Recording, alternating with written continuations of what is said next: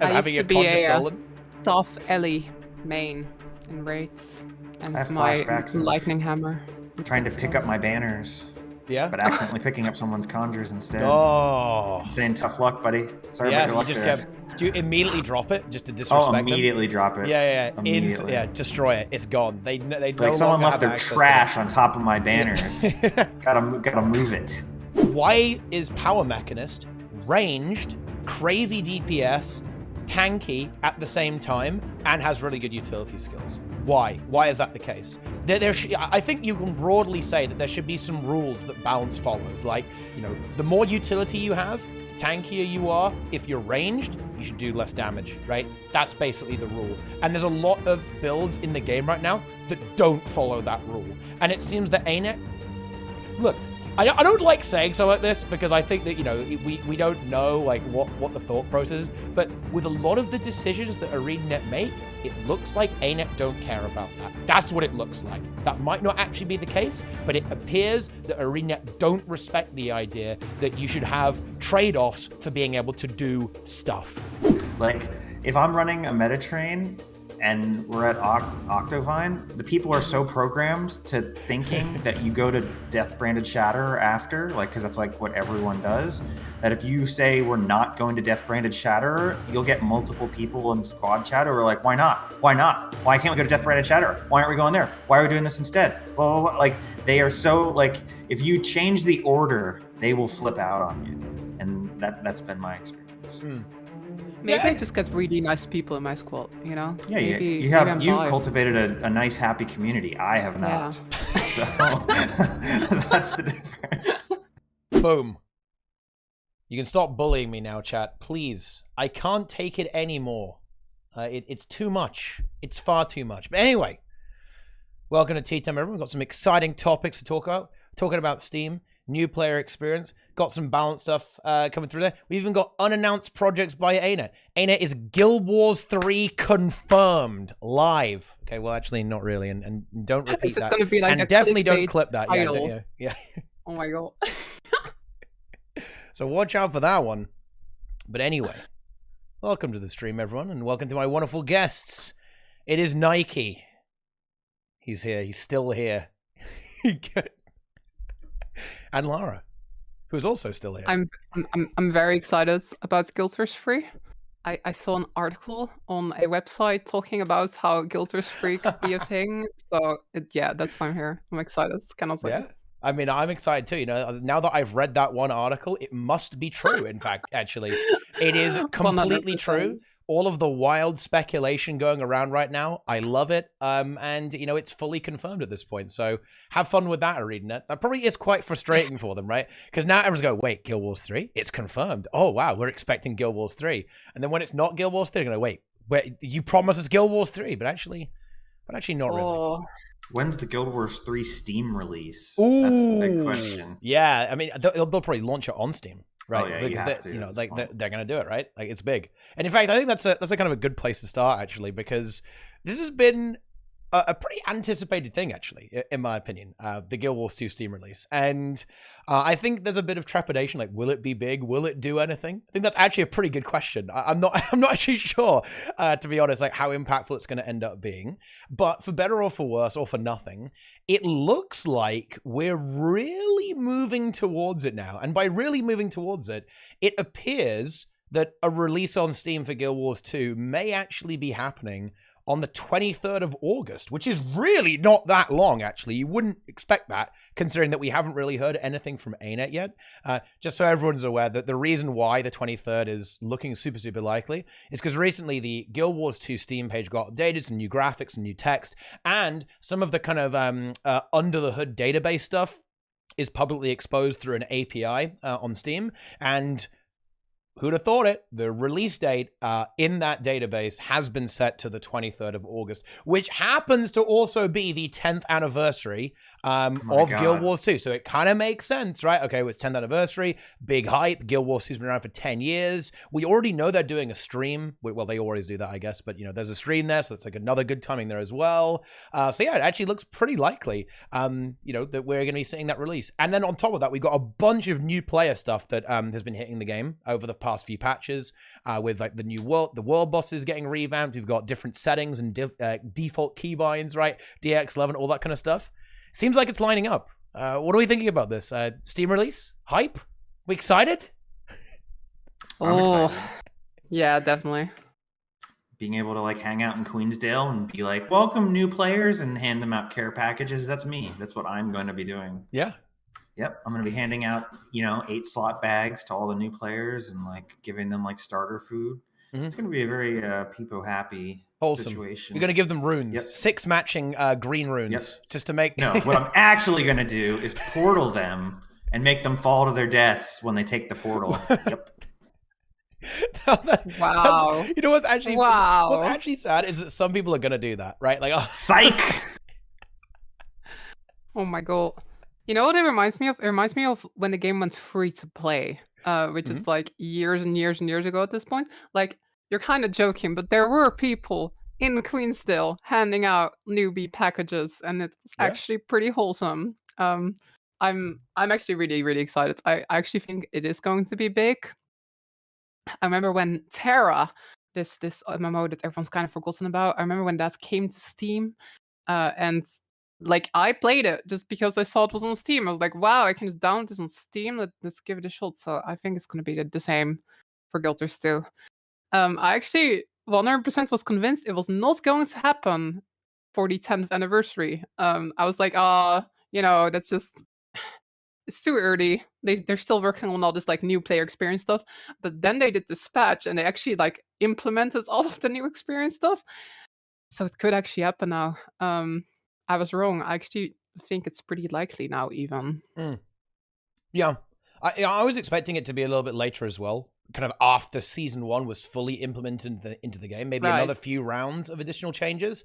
But now that you think about it, it's kind of like, okay, well, if we have a bunch of new players coming in kind of at the end of August, well, by the time they've got through the core game and all the content in the game right now through the free-to-play experience, there'll probably be more content added, right? They'll have added another episode of season 1, maybe even both of the episodes of season 1 to kind of round that out. There'll have been more changes and more quality of life improvements down the line. So there'll be things that those players will kind of be moving through. Then they'll be, it's kind of like laying the track down in front of the train, right? They'll still be able to have a smooth, continuous flow of the experience throughout that. And yeah, I think you're right. It should be pretty impactful. I think that releasing on Steam has been very successful for other games. I think it worked out really well for BDO. It worked out really well for old school RuneScape. And there is this big demographic of gamers, you're completely correct in this assertion, that play things on Steam, right? That is the way a lot of people engage with gaming, is that they have this big games library on Steam and they want to download everything and launch everything through Steam. And going outside of that ecosystem is actually super weird. It's like a weird thing to do for a lot of players. And that does make Guild Wars 2 look a bit unusual because, yeah, this is the only way you can play Guild Wars 2 is by buying it through the Guild Wars 2 website and then downloading that client and running that client. You don't launch it through anything else, right? That is actually somewhat unusual, actually. It's the only place you can buy the game. So I think it actually could be really big. I think that a game coming to Steam, it is a pretty impactful event in the game's history, right? Like, it will be like, oh, wow, Guild Wars 2? That's still a thing, right? I think it's going to bring the game up in people's minds a little bit. Let's hope they like what they see, huh? Because I think those Steam review pages, they're a bit messy right now. I think they could be quite brutal. We'll have to see what people think of the game. Yeah, played for 8,000 hours, hate the game. Terrible, awful. Those are the best reviews on Steam. I want my money back after 8,000 hours. I think the biggest... Oh, yeah, go ahead. What I really want them to do is I want them to do like a media blitz, kinda. Like, I think that if they're really smart, they sort of combine the Steam release with like maybe some early news about the next expansion. Would be really early to do that now, but like, hold on. Like, I just think that if they would release like a new expansion short teaser And then, you know, that sort of gets reported on like gaming websites, and then it's also like it's also on Steam now. If you start playing now, you'll be there in time for the expansion. I remember that a lot of people started playing Final Fantasy 14 sort of when the Endwalker hype was getting started. Just like, oh wow, there's gonna be an expansion. I wanna check this out. So I don't know, maybe just something tiny for the anniversary live stream, like just maybe a tease of what's coming next, maybe the next Living World content or something, and then be like, yo, it's also on Steam now. I think that could work really well. But maybe that's a little bit of wishful thinking. Season 6, I don't think maybe. you agree with me, Nike. X-Pac may be a little ambitious. That's true. But yeah, go, a teaser, like a logo, you know? Just a logo. Do you have a comment on that, Nike? What are you thinking? I think that's a very competent. That would be a very competent move to put a little bait on the hook. You know, get people excited, to let them know it's not too late to start the game. I think one of the big things that you run into when you have a 10-year-old MMO is that the question that we are going to see on Reddit, and we already start to see it, like, is it too late for me to start the game? And that's what ArenaNet has to get over.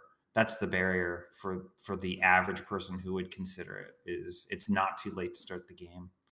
And yeah, do it. Yeah.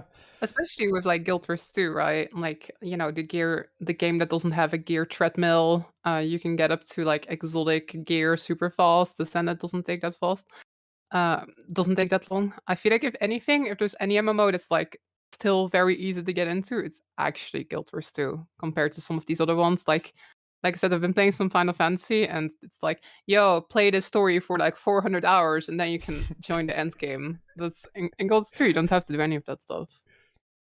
Yeah, for sure. I think that, you know, I think Guild Wars 2 is uniquely positioned, actually, or maybe it's a bit too strong to say uniquely, but it's very well positioned in that regard. Like, all the content is still relevant. You'll still be able to play it, no problem. And you can, if you don't want to, you can just get into the most recent content immediately. That you don't have to walk through all of it, right? You aren't going to get left behind. That's just not the way the game works whatsoever, right? And if you want to come back to the game, right, like, you can also do that too. So this is definitely a very big strong point of Guild Wars for sure, actually. So yeah, I do actually agree with that, though. I do want to see a little bit of news, and I think it's quite likely as well. You know, I think that we do have this big 10th anniversary thing. They're probably going to want to celebrate that a fair bit. You know, the game has survived 10 years. That's actually an accolade that not that many games can say. I know it's a bit of a meme, you know, like, oh, Guild Wars 2 is a dead game, but it really isn't, actually. And a lot of other games are, actually, as it turns out. It's hard to make it to 10 years old. You know, it's like, you know, it's like dog years. You know, like a dog gets pretty old, okay, and that's impressive. Same thing with Guild Wars 2. Video games are the same as dogs. It's true.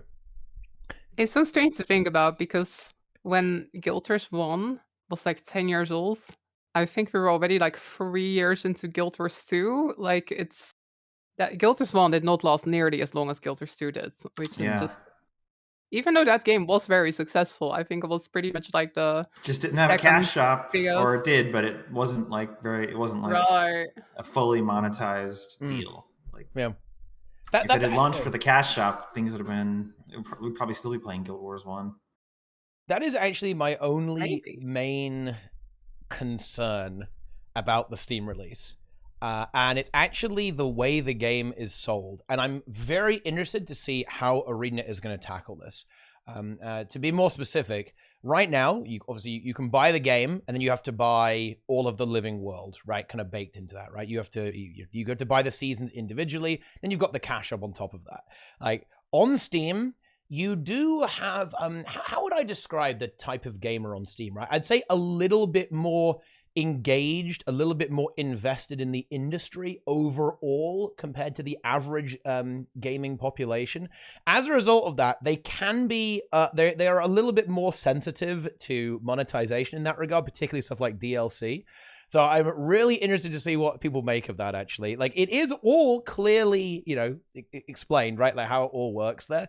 But I think that there is going to be a bit of an expectation that when you buy the game, you kind of get all of it, right? If you buy the latest expansion package, you get all of the content. And that's not going to happen. So I think I'd really like to see ArenaNet add some kind of Omega bundle so you can buy it all in one go, right? And you just get all of the... You hit that one button, you got all the content Easy peasy. We're playing Guild Wars 2. Can play through all of it, no problem. Yeah, exactly. Do you think they sell a bundle that just has like literally everything all in one bundle? Like, why don't they do that? I don't understand. Because that would probably be quite a lot of money, wouldn't it? How much would So that be? do it, but let people have the option to have a one-click purchase. Because the part that pisses people off isn't the cost. It's the fact that you think you're getting everything, and then when you get in, you're like, wait, there's more. Fuck you. That's what pisses people off. But if it was just $150 for 10 years worth of content, whatever. Okay, click. Like, yeah. And when you put it like that, that's very reasonable, right? Like 10 years of content.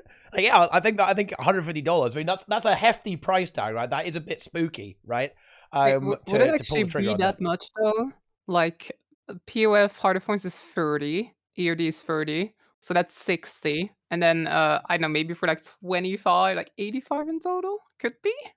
That's a good deal for 10 years of content. I mean, we have we have 5 seasons, right? And one of them is free. So we have 4 seasons basically, and each episode is 200 gems, right? But I think you can buy them. You can buy a season as a whole for 1,000, maybe.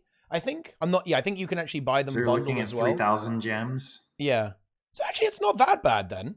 It'd be $100 for everything. Yeah. It's not completely wild in that case. So yeah, it could be a lot worse, I guess. Yeah. Plus, I think the real trick is just.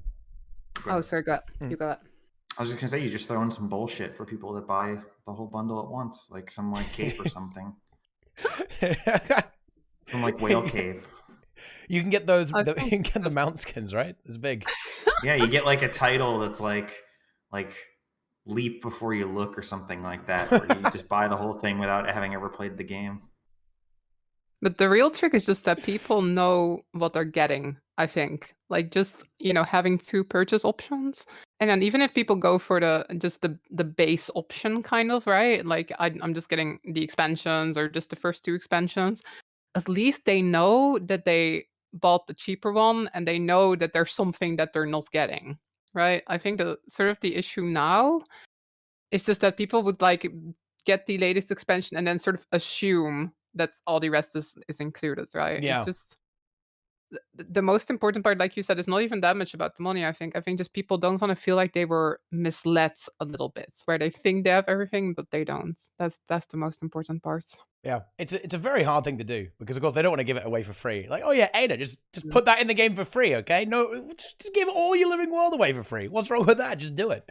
But yeah, that's very unlikely to happen. But yeah, it's difficult to make sure that comes together. I'd certainly expect to see some kind of anniversary bundle or Steam bundle that simplifies the entire process, because otherwise I think they could definitely run into some friction. I think you really don't want your Steam reviews to go to sour, essentially. I think that can be pretty bad, actually, if that happens. And obviously people are already, the atmosphere around Guild Wars 2 is probably a little bit skeptical anyway, as it tends to be outside of the Guild Wars 2 bubble. So I think there's a potential for a backfire, but I'm sure ArenaNet are really thinking about it because, they're going to be aware of this, right? Aware of this issue, and they're going to try and resolve it as much as they possibly can. You do not want mixed reviews. You want the thumbs up. You want the thumbs up review. You don't want the thumbs down review or the weird thumb. That's not good. You gotta be positive. Very positive indeed. I think they definitely have thought about this because they did DirectX 11. I feel like DirectX 11 was purely done just so they don't get the negative Steam reviews from this game has bad performance. I'm running a great PC and it doesn't even get 60. I feel That's still gonna happen. Yeah, I mean, I'm sorry. It's better now though. It used to be a lot worse. Yeah, they were very clever. They were very clever about this, right? They also reduced the graphic settings, so you don't have mega character model limit as well. It stays on medium. Right. So yeah, but yeah, go ahead. Could continue. They spent all that effort making the DirectX 11 thing, and working on the new player experience. Also just browsing Reddit and stuff. People there's a thread about this every single week. They certainly must have given this some thought. What are we gonna do with this? There's no way they would just not think about this, I think. Yeah. They must have thought about this. There's no way. And Is also, there- yeah, I mean, look, I mean, listen, okay, I know that we meme ArenaNet for being a little bit oblivious, but I feel like they're not that oblivious. Why are we so toxic? We're so toxic. We're like, wait, ArenaNet didn't think about the Steam reviews. Like, is that really where we're at right now? Like, ArenaNet forgot to They market their definitely game. did. ArenaNet forgot to make any advertising. It does concern me a little bit that we don't actually know if the Steam release is actually happening. We could just get trolled. They could be announcing the date on the 23rd, right? Like, oh yeah, Steam release coming next month, by the way. That's also a possibility. But I mean, it wouldn't surprise. I mean, no, like, I think they're just going to drop it. They're just going to drop it. On the 23rd, they come out with it on Steam. There's a 10th anniversary bundle that gives you the whole game. And they announced that Asmongold's going to be streaming the game every day for a year. Done. Like, paid sponsorship. Easy. Yeah, that's big. Huge. Yeah, it is. That's huge. That would be a very large marketing budget. Like, Yeah, oh my gosh. Beyond the scope. A little bit too much. You know, I mean, think they got some big streamers with EOD though. They did get actually some genuinely large streamers to play the game for a day with EOD. Do you think they would do that again? They can like bring just with the Steam release. Twitch drops. That's what they can. That would be nice. Twitch drops. That's what everyone has been asking for ages. Okay, obviously, because I like the viewer number going up, so I need Twitch drops. Twitch drops is the hill that Jaw just died on. Yeah, that's true. Oh, I have a slightly hot take on this actually. Oh, really? You know what? I really want Twitch drops.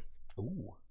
Because it would make Guild Wars 2 Twitch bigger, right? A lot of existing Guild Wars 2 players would like go watch Twitch streams and check out the drops, and maybe some of them will even stay. They'll be like, wow, it's actually kind of fun to watch Twitch.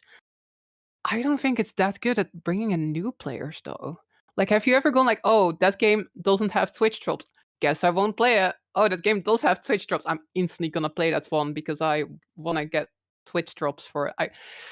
I don't think it's that good at bringing in new players. I think it just like helps inflate the viewer numbers a bit. You're right that it doesn't necessarily bring in new players, but Guild Wars 2's problem with Twitch anyway is that there's a large part of the Guild Wars 2 community that probably or is only vaguely aware that Twitch exists, like, and don't engage with it. And just having a higher level of engagement would be beneficial to the game. Having the game show up on like the first page of games would be pretty nice. Or like, you know, like having like 5,000 average viewers at any given time instead of 800 like it is at certain times. Pretty nice. Yeah, I think it raises the profile of the game. You know, like being higher up on the Twitch rankings, it is pretty beneficial to be out there. I think that a big Twitch presence can definitely carry a game. I think the obvious game to talk about is New World, right? Like New World got absolutely hard carried by influencer marketing, right? They had all the big streamers making videos about it, streaming constantly, right? Like grinding out the game, like playing the preview and stuff like that. I think it can be a really, really powerful tool, actually. And I'm not saying that, you know, ArenaNet's going to go as hard as that. They probably won't. That will be a pretty crazy thing to say, but it can definitely really help, I think, in just raising the profile of the game. Bringing new players, I think that's where kind of being higher up in the directory is. But yeah, I'd be inclined to agree. You're going to get a lot of people who are in the game engaging, as opposed to like loads of new players. Like, oh wow, I want to go and get an item for a game that I don't play. Wow, exciting. Yeah, that's probably not going to happen. But I think that kind of happens accidentally, right? As you just get more numbers. Right. And yeah. And I think that players that kind of engage in kind of the community, broadly speaking, and that's not just Twitch or YouTube. That's, you know, if you go on the forums, if you go on the Guild Wars 2 subreddit, right? If you chat about the game in a Discord server, I think if you engage in something like that outside of the game, I think you're much more likely to stay in the game, right? If you have that connection, if you have a connection to the game, you're going to retain better, right? Which obviously ArenaNet, that's what they want. They want you in that cash shop, okay? When you see the cute JadeBot cat skin for 1.6k gems, you get your credit card out and you swipe immediately. And you can't do that if you're not in the game, right? Think of all the people who never even saw the cute cat JadeBot skin. It's a lot. Yeah, you're definitely right about that. The retention, that's the nice part about Twitch drops, I feel. Yeah. Just, like get people hooked on watching TeaTime, and then Exactly. they'll be more engaged with Guild Wars 2 as a game. Exactly. Yeah. No, Chat, genuinely, I do think that's a good point. chat, confess. Who bought the skin? Let's see who bought the skin. I want to know who has the cat Jade bot. It's probably a lot. I think a lot of the people in chat have it. Let's see who's got it. And what we got. Lara has the skin. Lara has the cute cat Jade bot skin exposed. Ouch. It's a cat. Yeah. I like cats a lot. I really like my cat. It was a gift though. I didn't buy it myself. I was gonna be smart and not spend 1,600 gems, but yeah, I do have it. It's really cute. I wish it would show up more. It's just it shows up for like 2 seconds. It's really cute it's very when it shows uncommon, up for 2 seconds. It's just yeah, it's a weird really skin. Cute, yeah, I'm surprised that I'm surprised there's a market for that because it is such a niche thing, right? It pops up very rarely. It's like it's you see it as often as you see like the mail carrier skin. Like it's like that level. So it should be priced like one of the mail carrier skins, which I believe are like 400 gems. Because it's it does have a lot of animations though. Like there was actual like effort put into it, but they should have just included a mini or something so you can see it a little bit more than just every 5 seconds. What's really nice though is when I go down on my Weaver and I use it to rest me, it does like a little dance to rest me, and now instead of being sad when I die on Weaver, I get happy. I'm like, yes, I get to see the cute cat do the little dance. I get to see, some of these 1,600 gems for like 5 seconds. Finally, a good reason to play Ellie. Exactly. It's justified now. You can see the cute cat. That's the punishment. You actually get milked for playing Ellie, right? Like they know that all the Ellie mains are gonna want to see the cute cat, like because we're always feeding, always going downstate, and they're gonna go like, well, at least I'm gonna make the best of this situation by buying the cute cat skin. But anyway. Exactly. Yeah, you're no longer sad. You're just happy when you go down now. Exactly. Yeah. This is kind of, you briefly alluded to this actually, and this is like that I actually do want to talk about a little bit as the next topic. Is actually that it's something that's happening that I wasn't expecting to see actually, at least for a little while actually. But it looks like ArenaNet is actually working on some other projects right now, in Unreal Engine 5. Now, as we mentioned at the start of the TeaTime, it's already confirmed to be Guild Wars 3, except not. All right, let's just get this out of the way. I don't think it's Guild Wars 3. I would be genuinely amazed if it was Guild Wars 3. I think there's a lot of reasons behind that. Does anyone here think it's Guild Wars 3? Confess if you think it's Guild Wars 3. I think there's a percentage chance it's Guild Wars 3. Okay. A small percentage, like low double digits chance. Yeah. I think it's more likely that it's a char dating simulator / platformer. Really? In Unreal Engine 5. They know their audience. A char dating simulator? Oh yeah, that's the wallets are already out when that idea comes out. Especially if like you can date Nasura. Yeah, the Guild Wars 2 community very interested in that game. Very interested. Okay. I'm not sure how to follow that up. Well, yeah, I'm just gonna wait for you to move on from that topic. I think just to kind of, I'll be very boring here and just explain why I don't think it's Guild Wars 3. I think that there's not going to be Guild Wars 3 for the same reason that there isn't WoW 2. Ultimately, the thing about MMOs is that they are, by their very nature, incredibly long-term projects and long-term games. People play them for years, right? They get used to mechanics. They get used to the way the game is. If you say, okay, we're going to make a new game, you're inevitably going to change some of those mechanics. You're going to reset everyone's progress. And if you don't, then you haven't really made a new game, right? Like you've just made Guild Wars 2.5. And at that point, you just upgraded the engine, but you haven't actually changed the game. So I think you're in a bit of a damned if you do, damned if you don't situation with updating MMOs. It's just almost impossible to make it work. And you might go, what about Guild Wars 1? And I say, yeah, Guild Wars 1 is the perfect example, actually, of this. Because you know what happened when we went from Guild Wars 1 to Guild Wars 2? A lot of people went, what the hell is this? This isn't Guild Wars, right? The only thing these two games have in common is the name and some of the lore and the backstory, right? Why is it like this? I liked my dual profession. I liked the way the combat was tactical and very, almost like a strategy game, right? Like compared to like the much more fast-paced, action-oriented combat of Guild Wars 2. Why is it like that? And this is actually why Guild Wars 1 is still so alive, because there are a lot of players who preferred that and stayed there and didn't want to move to Guild Wars 2. You see this in a lot of other MMOs too, actually. Look at old school RuneScape, right? When they came out with RuneScape 3, it was specifically when they changed the combat system a lot in RuneScape. People were like, what have you done to our game? I like seeing the little hit splats. I don't want to use abilities. I don't want that. And as it turns out, a lot of people stayed in old school. It's really hard to actually make a sequel to your MMO, right? It's almost impossible, it feels like, actually, to do that and to get proper player transfer. Like, players are not going to want to give up all of their progress. So that's why I think it's probably not going to be Guild Wars 3. I think it's much more likely to be probably a single-player or co-op RPG-style game set in either, like, some other fantasy IP or set in the Guild Wars universe, which is very interesting, actually, because I thought they were kind of really going all in on Guild Wars 2, but I guess they maybe have found the time to squeeze in some other little projects at the same time, huh? Yeah, and the interesting thing is that it's the Unreal Engine, because if it had just been, if they didn't specify that, I would have just assumed it was for the expansion, because just like with EOD, they did a big hiring round of not like permanent employees, but contractors that worked on the expansion and then left after the expansion ended. Remember, everyone was like, oh, the sky's falling. This dev left. It's like, well, that dev was only hired for the expansion. So of course they left when they're done.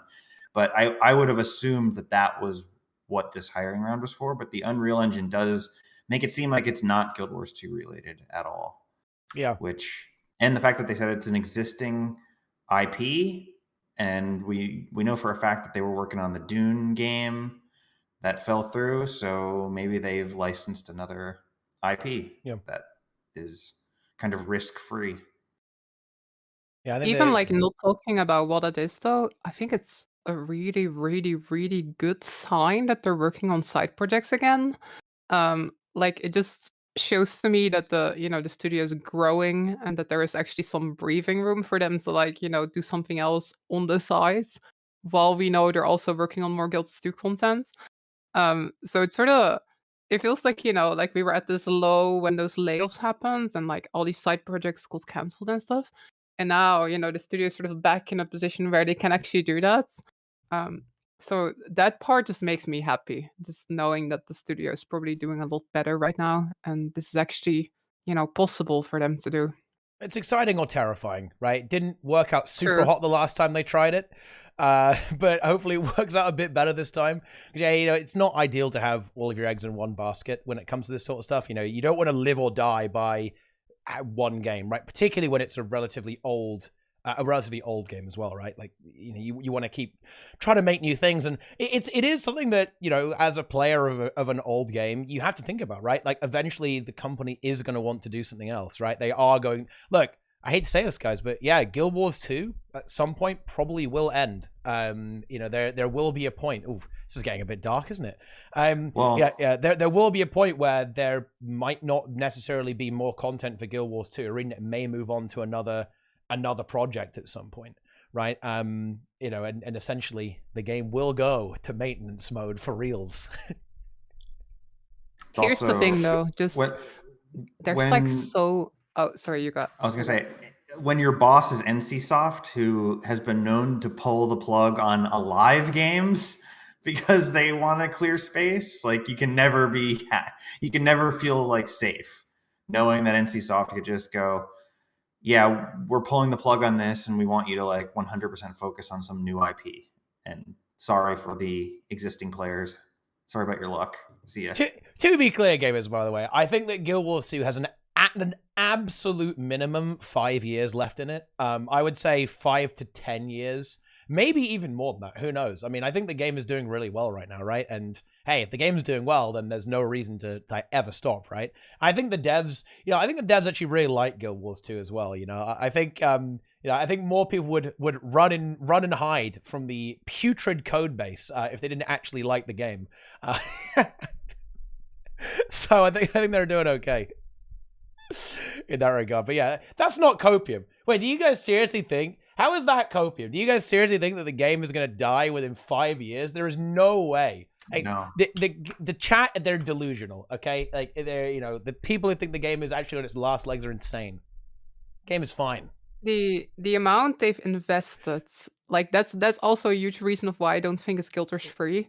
They've been investing so much in Guild Wars 2 itself, upgrading to DirectX 11, finally getting alliances going. If they were like starting Guild Wars 3 development now, they would have just done End of Dragons and then like wraps up the game. They wrapped up the whole Elder Dragon thing, but instead they sort of decide like, yo, we're doing End of Dragons and then we're gonna not end it, even though it's kind of the perfect moment to end it, but we're gonna keep going. We're gonna keep investing in this game with all these, stuff like alliances, stuff like DirectX 11. To me, it's much more likely that they sort of want Guild Wars 2 to be their live service MMO game, and they want to like, create some contained single player or co-op thing to the size. But who knows? Like, we're just speculating, but I definitely agree with you. I think Guild Wars 2 easily has got another 5 to 10 years left. Just doesn't make sense otherwise. It doesn't make sense to do DirectX 11 and alliances.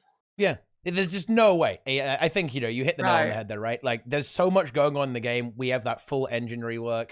They're actively working on loads of new player features. Like, we already know there's going to be, like, another living world, right? They brought back Season 1. There's no way you would do this unless you're going to at least invest a little bit in the game. Like, for a little bit. Like, unbelievable. Like, the chat are total doomers, right? Unbelievable. I think that is something that has infected... Certainly, maybe my area of the community. Listen, gamers, the game is, what I'm going to say is probably on TeaTime. There's a slight tangent here, right? Slight tangent. Bear with me. The game is actually in a good spot. I know that that might sound like absolute blasphemy to a lot of people, but I think the game is surprisingly good right now, actually. Considering that a lot of people are complaining and there are definitely some pretty serious issues, and well, we're going to talk about balance in a little bit, so don't worry, we'll get our weekly balance discussion in, obviously. But yeah, things are actually looking up for Guild Wars 2. We have these engine reworks. They're fixing core features of the game. Like, you know what? I'm going to bring this up every week until people appreciate it. The fractal instability rework was really good. Yeah. I said it, except for Flux Bomb, okay? That was maybe a bit of a swing and a miss, all right? But aside from that, it was actually really good. And, the new world bosses are really, really cool, actually. There's a lot of good things coming into the game, right? Like, the balance design is being fixed, right? So, look, they've almost unscrewed that up. That's pretty good. We're working on that one. There's a lot of good stuff going on. The PvP... The PvP meta is actually really good now. Yeah, I said it. You can't complain about it right now. It's actually insanely diverse, and it's not bunker bullshit. It's not one-shot trash either. It's actually really good. PvP meta is good. World versus world meta is pretty solid, actually, as well. I think there's like an infestation of dragon hunters, okay? But other than that, it's all right. What? Yeah. They're everywhere. DH is fire. Seriously, DH is actually insane in World vs. World right now. Yeah, it's big. It's huge. So there is that. And yeah, PvP is maybe a little bit quiet right now, but the meta is actually good, weirdly enough. Even the PvE meta is... the PvE meta is maybe not that great, okay? There's maybe a few too many firebrands and mechanists, but... Some outliers. There are a few outliers, okay? In PvE, But we're working on that. We have Harvest Temple CM. The strike missions are actually really cool as well. I don't know. Like, we know there's another strike coming with Living World Season 5. There's a lot actually to look forward to in the game. There's a lot of good things in the game right now. So there you go. This is my middle of TeaTime saying Guild Wars 2 is actually in a good spot, and the game is actually good and fun. It's in a better state than it's been for, in my opinion, a very long time, actually. Yeah. And Emboldened mode was a success too. That's true. Yeah. They added easy mode raids, and it was actually really good. Yeah. It's surprising how effective it is. Like I was thinking, oh, it's gonna be like really nice on the easier wings, but even on the harder ones, it makes a huge difference, and it makes a huge difference on getting people into it. Hmm.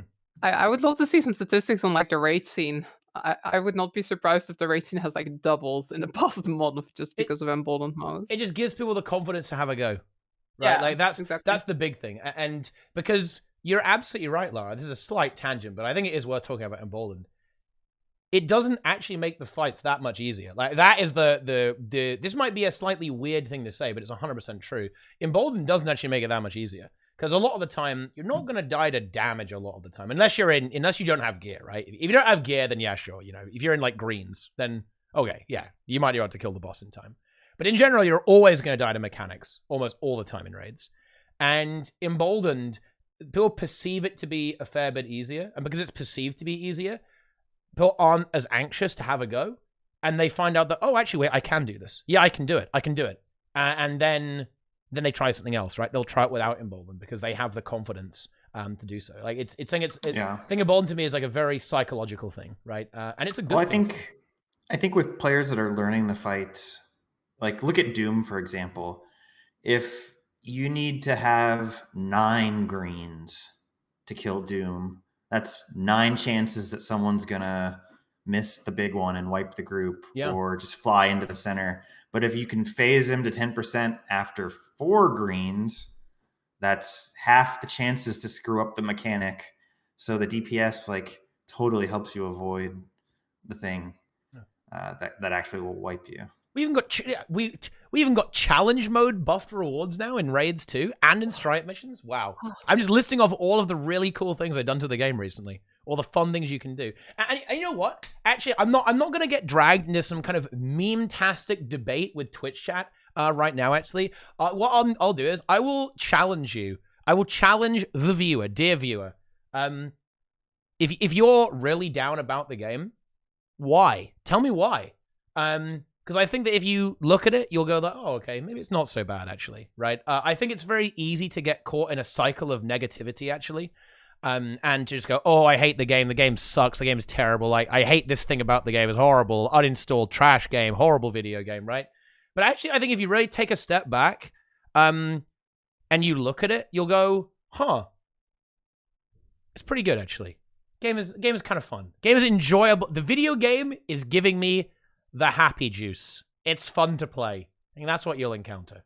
That's what I'm saying. Seems to me like you are getting yourself into a debate with Twitch chat, which you said you weren't gonna do. Well, I'm not. No, that's a statement. I blocked the chat. I've closed it. I can't see it anymore. Right? I look. You can see me in the YouTube comments. So I'm gonna type some essays in the YouTube comments. Okay, it's gonna get frisky. You know, it's gonna be big. Give them something to type about and then close it. Distract them. Yeah. Clever. Oh, we don't have player housing. That is true, actually. We do not have player housing. Hey, that's next X-Pack, though. Oh, that's going to be... that. Look, when ArenaNet need to when they need to fund that next project they're working on right now, that's when they break out the player housing, okay? Ooh, yeah. Oh, oh, it's going to be big. That you can buy a bigger house with gems. Yeah, more rooms with gems. You can buy chairs. You can buy beds. That's going to be very popular in the Guild Wars 2 community, obviously. It's going to be good. Kind of definitely derailed a little bit here. Like what are we talking about next? Help me out here. Help me out here, gamers. What are we doing? What were we even talking about? I don't know. It's a good question. Banners, guys. Banners, maybe. I don't know. Like I'm not sure where I want to go next. Actually, any banner fans? And Nike, tell us about Warrior. Tell us about Warrior, Nike. That'll do. The actual change to banners, they're fine. I think I agree with your idea of creating them a flip skill that has the other boon, so that when you drop them, it only gives quickness and then the pulse, and then there's a flip skill that lets it have its utility, so you get the Aegis and Stab on demand. That would be pretty awesome, and make it actually competitive with Firebrand. Yeah. The big issue there's a couple issues with banners. As is that, well, one, all the utility boons like the stab and the Aegis are irrelevant, like for the most part, because you have to cast your banners on cooldown, and cooldown isn't necessarily when you need the Aegis. So the Aegis is just dead utility. The other issue is that the banners have cast times, whereas Firebrand mantras do not have cast times, and like, I'm sorry, Advance, I was about to say Retreat has no cast time, so it gives a huge advantage to Firebrand. And initially, the benchmarks looked really good for the quickness banner builds. But if you actually do the rotation on the Golem with no quickness, and you only get self quickness, and you have to stop every 10 seconds and recast your banners, the damage drops way lower than Firebrand. So it's just there's fewer situations where you would even ever suggest bringing the Quickness Warrior. But there are a couple, like especially power favored bosses. The Quickness Bladesworn is probably far superior to Firebrand, like Veil Guardian, Keep Construct, CA. It's probably significantly better. But that raises the other problem in that Bladesworn is the best DPS, pure DPS spec for Warrior. And that's great, but it's also the best quickness spec for Warrior. So it's the best DPS and support. So the other two Warrior specs are completely useless in PvE at the moment and are not good at all. Yeah. So yeah. I think this is the problem when you add a really key boon like that, specifically quickness, when you add that to a core spec. It gets very, very spooky to balance. Because anything that you're going to give to the core spec is going to apply to all three Warrior specializations at this point. So it's just a lot to juggle to make it work and not broken on one and playable on all of them, right? Like, I think they made a pretty big design error in giving quickness to Core Warrior. They probably should have given it to an elite specialization. I presume they didn't really have the bandwidth to do that. If you look at what they actually did, right, with the changes, they made some relatively, I guess, mechanically simple changes without reworking skills and completely fundamentally changing stuff, like with new animations and new graphics and stuff like that. So I presume that's why it ended up that way, going with Core. Same thing with Ranger as well, with Alacrity.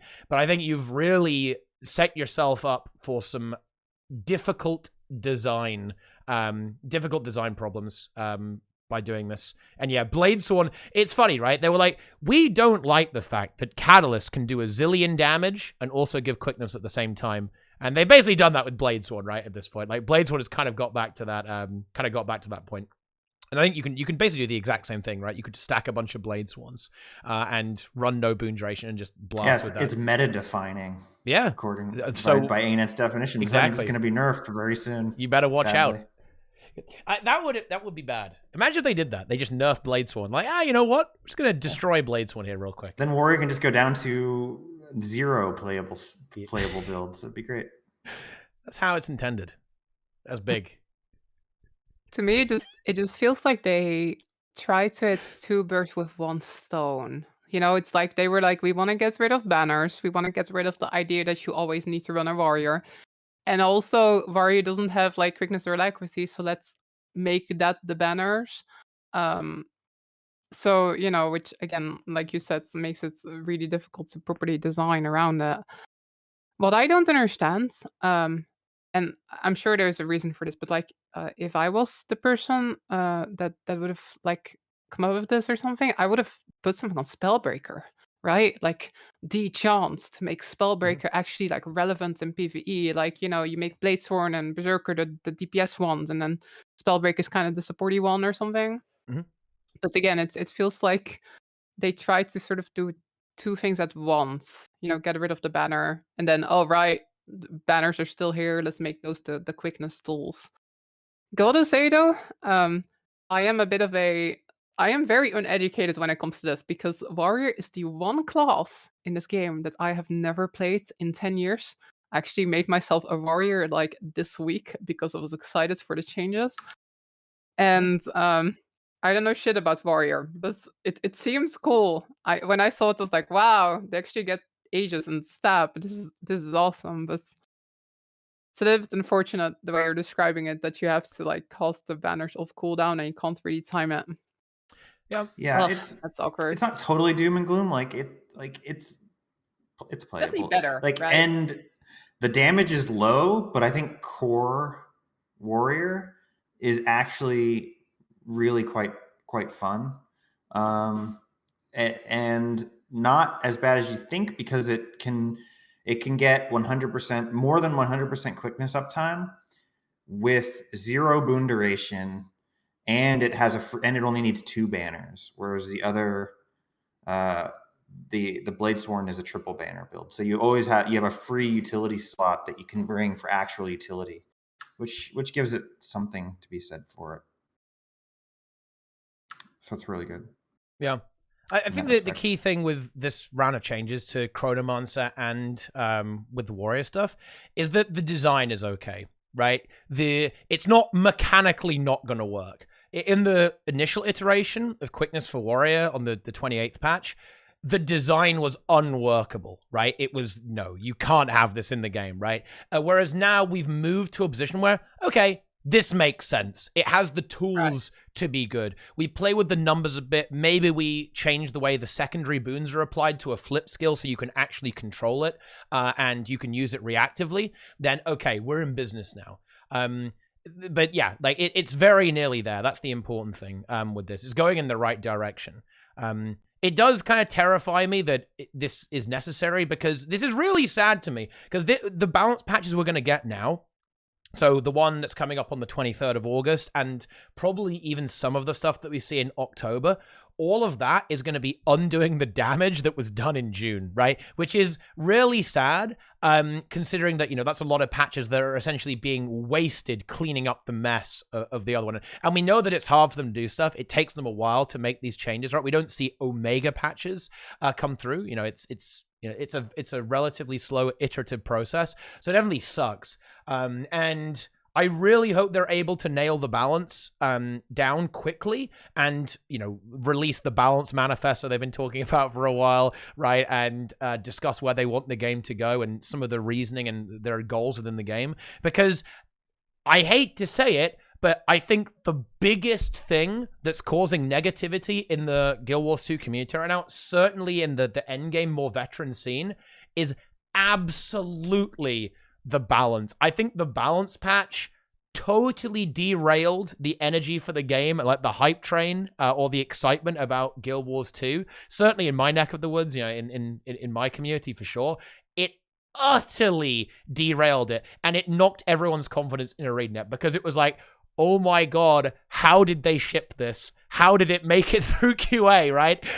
And balance is important. Before everyone goes, oh, what do you mean you care if you do 3% more damage? Oh, wow, poor baby. No. Feeling powerful and feeling like your build, that you're delivering value to the table, is actually really important in a video game, particularly in an MMO where you're going to have to play with other people, right? It's a team game a lot of the time, for instance content, where your, balance is relevant, right? Like, you're going to want to play a strategy and use builds that give you a high win rate, right? And you want your class fantasy and your role play to be strong. Balance is really actually important, I think.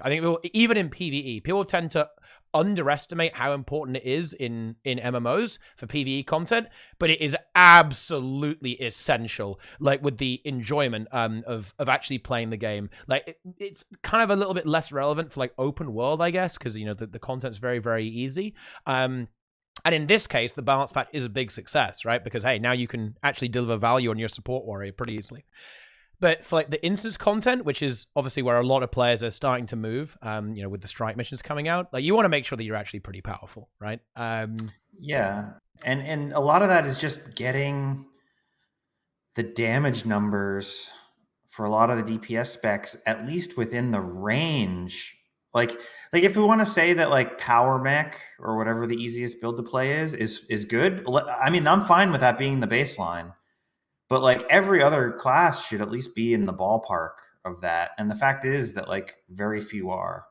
And it's a big problem. And you might just and even I've said it at times where it's like, dude, if you like to play Ellie in raids nothing's stopping you from playing Weaver. No one's going to kick you from the group because you said high DPS and you're on a Weaver. But it does, like you said, come into your headcanon where you're like, I'm actually tryharding really hard on Weaver, and I'm actually a really good Weaver player. Like objectively, I can hit the benchmark. Like I'm very good. And some glue eater on mech is putting 4K DPS into me on the bench on the bosses, and you're like, this sucks, man. Like yeah, you can say, yeah, I'm playing the class that I want to play, but like you're also getting like destroyed in DPS, and it feels really bad to know that you're losing to someone who's not as good as you, and they're not even trying. Like that does not make you feel good. Yeah. As a rifle mech enjoyer, I feel called out right now. I'm not saying there's anything wrong with playing rifle mech. I want more specs that are as easy to play as that. Like that would be fine, but they all need to be like somewhat close to it in terms of damage. Like Reaper is 28k DPS. Like what if you were, oh god, imagine the horror. You were a Necro main and you loved Reaper. Imagine you're one of these people and you like spend all day on the Golem mastering Reaper and being like the very best, and then you go into a raid and you're like you are undeniably pumping, but like the quick brand is out DPSing you. Like it just feels horrible. Like that is not a great feeling. It's just so bad. Yeah. I gotta say though, like, you know, talking about this balance patch and still the one from like a month ago, there was some good shit too. Yes. Like, I have been really impressed by Quickness Herald the past couple days. I've been seeing them, and I've just kind of been like, oh, it's just the Quickness Herald. Oh my gosh, Quickness Herald is like actually good now, apparently. Like Druid is kind of back. I'm loving my Alacrity Druids and stuff. I have been enjoying quite a bit of the new builds and possibilities that have opened up, which I think is a little bit sad because I do think people kind of forget about that a little bit sometimes. Like I said, I do think there were some things in that balance pitch which I did actually enjoy. Yeah, I don't think it's totally bad, and I think especially after they adjusted some things, it got like decent. Yeah, but there's still so much work to be done and on one hand, it seems so daunting, like how much there is. Like they got to bring Reaper up, they got to bring Dragon Hunter up without also bringing Willbender up. They have to bring this up without bringing this up. There's a lot to be done, but at the same time, a lot of what needs to be done is just numbers. It's just turning a 2.0 coefficient into a 3.0 coefficient, you know, like, and it's just that. So on one hand, it looks like a huge list of things that need to be done, but it might not actually be all that much work if they were actually committed to doing it. But the question is whether or not. They've been kind of doing it with like core Mesmer weapons and core Ranger weapons, right? Like Alacrity Untamed is actually a build now, which is like the last thing that was on my bingo card.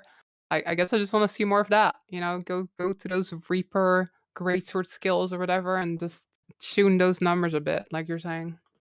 Yeah, I think the what is really frustrating people is that actually things aren't being addressed. Right? More than the things that are. And the few bad changes that come through completely overshadow everything. Because you're absolutely right, Lara. Quickness Herald, actually really cool. If you're a Herald main right now, you're super happy. That build's actually really strong, and you should play it if you're into Rev, right?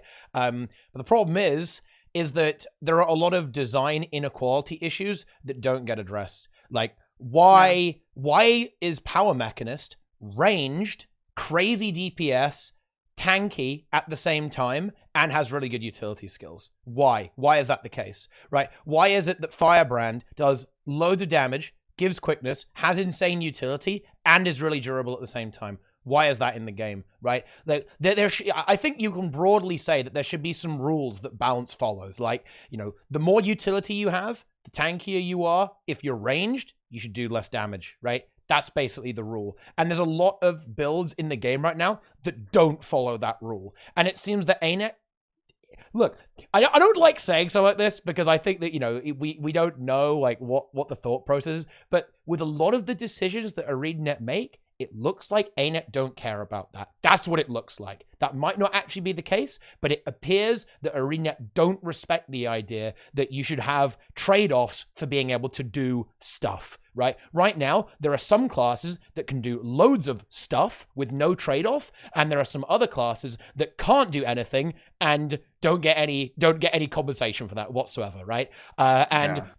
Sure, in open world, whatever, that doesn't matter. But at the end of the day, the moment you get to instance content where there's a fail state and you can actually lose, that stuff matters, right? That's super important then, because if you want to win, you're going to want to take the highest value composition you can. And if there are some builds that aren't going to deliver you value, or they're at a design handicap, like not being able to instant cast all of your abilities. That's honestly a rant on its own, actually. People really underestimate just how strong instant cast really is. It is absolutely insane, right? It is. Yeah, and I noticed it with the banner change. That's where I noticed it the most. Yeah, because you're redropping 3 banners every 22 seconds, and and with quickness, that's like almost 2 seconds out of 20 seconds where you're doing 0 damage.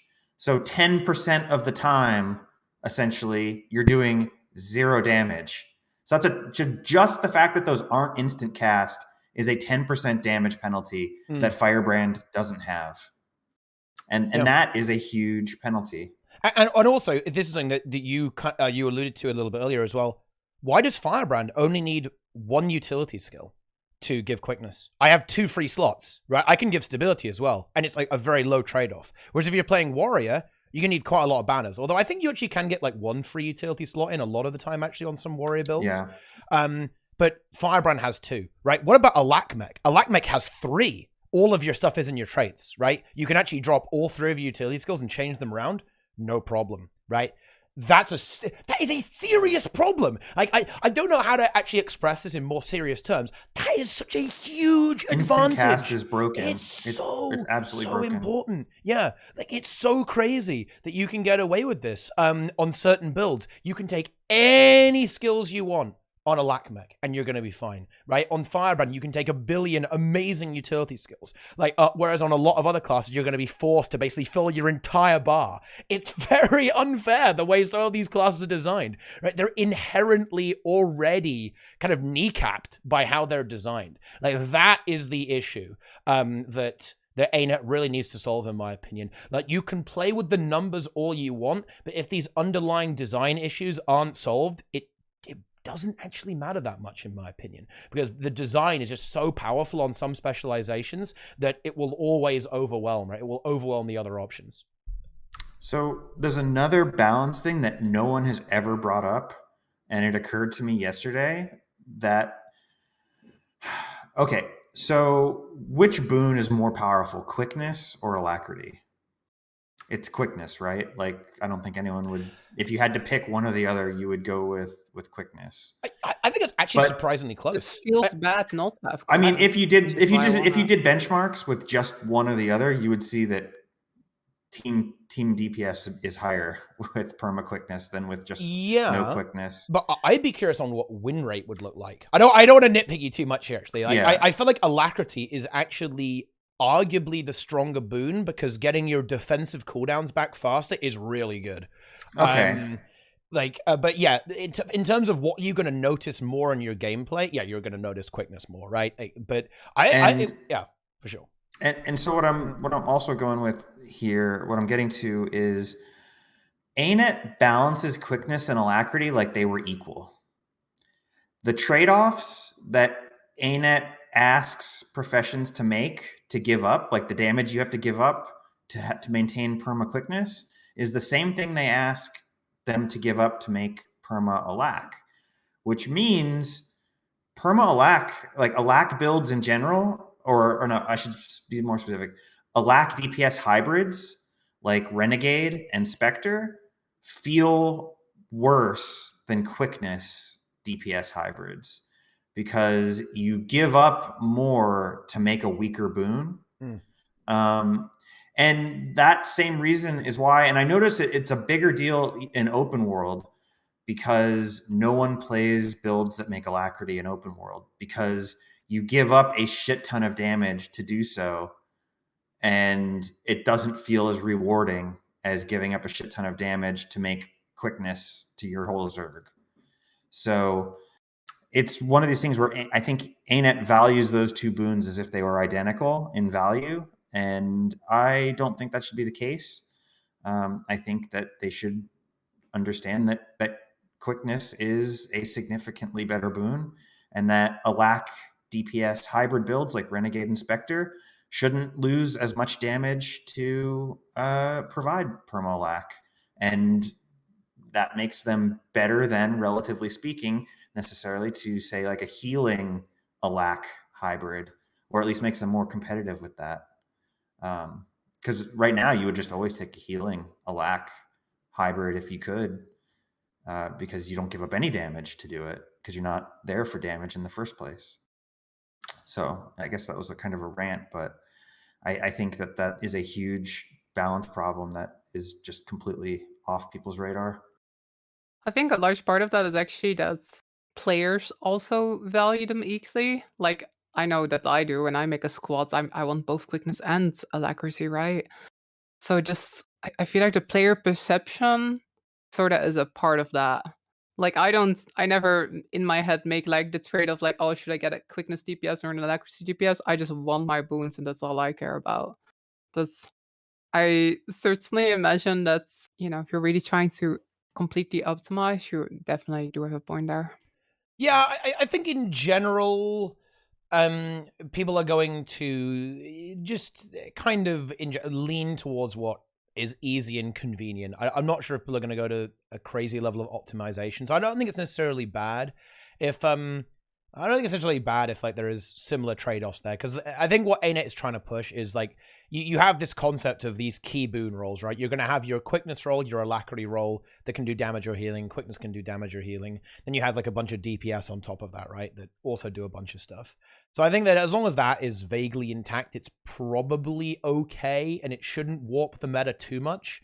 I think what warps the meta too much is when you have just Omega utility baked in with these boons, with no punish whatsoever, and like a lot of inequality when it comes to like how much uptime you can get, like how much overcapping you can get. Like, I'm really sad right now about Druid Spirits. Like, I think it was pretty hyped to see Druid kind of make its redemption arc with the alacrity uptime that it has now. But I think it's really sad that the Spirits give you exactly 100% uptime if you have exactly 100% boon duration. That's just quite tragic to me. It's like you get absolutely no overcap whatsoever on these boons, and you need exactly 100% duration, otherwise it's not going to be good enough. It actually makes me sad. That's a sad meme right there, you know? But it's tough, you know, like, I think we also have to consider ArenaNet's perspective here as well, is that a lot of the stuff we're talking about here, it kind of requires significant reworks. Like, playing with the numbers is going to be, you know, you can do that, right? And you can certainly make things better, but you won't change the metagame as much as you actually think. Like, even if you ended up nerfing stuff like Firebrand and Mech down a little bit, I'm not actually sure if the meta would shift as much as you think it might. Because again, people would still play Firebrand. Yeah, it's because they're so convenient. It would just be a convenient. worse Firebrand. Yeah, you just play worse Firebrand, right? Because again, this is more of a design issue, right? Rather than necessarily just a numbers issue. So it's a very difficult thing to solve. But I do think it is important because, again, circling back to a topic that, you know, like, I don't want to get bogged down in the infinity balance world, right? I think that balance is actually a really big shadow on the community right now. It is a big deal when it comes to players' enjoyment of the game and players' opinion and confidence in ArenaNet. I would say it is the major thing that is bothering people right now is the current state of the metagame in PvE. It needs to be solved, and ArenaNet needs to do it quickly as well. Because again, like, I think that's also something that I think a lot of Steam players are actually going to be quite in tune with. See, look, we're bringing the segue back in. Nice. Steam players are going to be in tune to that, right? They are going to be more attuned to, okay, what am I doing at endgame? Like, what am I doing, with my build? Like, is my class good? Should I play this? Is it strong? And if the perception is the game is an unbalanced mess, yeah, that's actually going to significantly affect the perception of the game. They need to fix this. The conversation has definitely shifted a bit. I feel like 2 months ago we were all talking about the rewards. Like that was like the thing back then. Like, oh, we need rewards to be better, and it feels like they kind of actually really fixed that. successfully addressed rewards. Like, of course, you know you can always improve things more, but strike CM rewards, like rate CM rewards are a thing now. They've actually, you know, sort of looked at this thing which people were talking about, but now it's like this other issue just popped up, which is that everyone's just kind of, yeah, like even I noticed it. My community, I think, is actually very, very positive usually about the game, but a lot of my viewers are also pretty upset about the current state of balance, which is yeah, I would say that's, you know, that's the next thing to fix, really. Yeah. You're right though. Like, you know, we were talking about like number change. I feel like number changes can do a lot of good stuff though. You know, especially a lot of these older Heart of Thorns DPS power builds. You know, Dragon Hunter, Reaper, Hollowsmith. Hollowsmith isn't Heart of Thorns, but I feel like a lot of stuff could be fixed there. But you're right. The meta game where we all like to stack firebrands and mechanists, that would require a little bit more for rework, which, you know, those take effort and those take a lot of time, unfortunately. They do. Hopefully they can do a few of them. I mean, look, there is a patch. This is actually really exciting, actually. Like, I wonder how big the patch is going to be on August 23rd. I think it's not a mega patch, actually. In theory, that's actually the same day as Steam, by the way. Which that's a very spicy move, right? Like, drop a balance patch on the same day you're releasing on Steam. Ooh. I like it. That's you know, you got some confidence there. I mean, I enjoy that. So I'm going to make a hot, scorching hot take for the 23rd patch. Oh, okay. That makes me feel like Steam is less likely. They're going to buff Ellie base weapons. They're going to give it the Ranger treatment on the 23rd, and probably buff Weaver Sword at the same time. That's my hot take. I think that it's going to be Ellie that gets the buff, and the fire camping staff Ellies are going to rejoice, and they can. Let's go. I certainly think they can do a lot with buffing core weapons for sure. Particularly seeing as, of course, that's what a lot of new players are going to experience as well, right? Like, is the other core classes, like looking at some core balance on just weapon skills, definitely a really good way to address this. This is going to sound like a really big meme, but buffing auto attacks in general will really make people happy, because that's what's going to actually improve people's performance the most, is looking at auto attacks.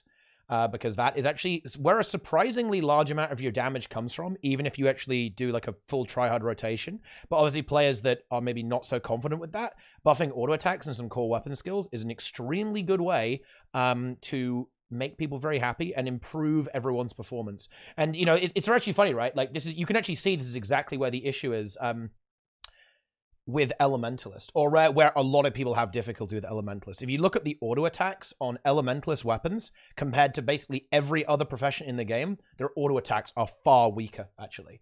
And does that mean that Ellie players are just auto attacking too much? Yes. But also, does that mean that, you know, we should not help the Ellie mains? We should indeed help the Ellie mains. The Ellie mains deserve our love and care. And yes, have some strong auto attacks. Embrace the rifle auto attack mech meta. That's where we got to be. Lava Font will get its cooldown unnerfed. It's coming back. I believe. I don't want them to buff Ellie, because then I get to not see my cute cat as much when I go down. You'll still go down. That's not changing. It is actually really funny, you know.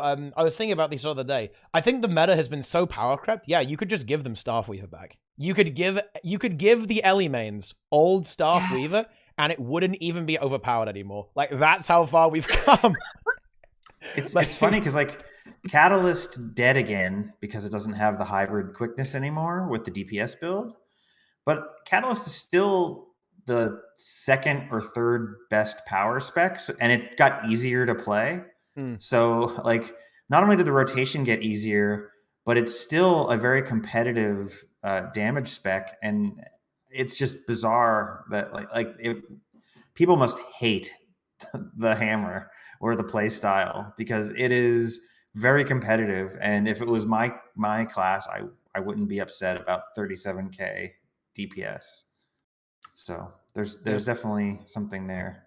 Honestly, I think with Catalyst, I just want to see them go really hard and make it like Herald, right? So it has all the utility boons and loads of like really high boon application when you play the boon build.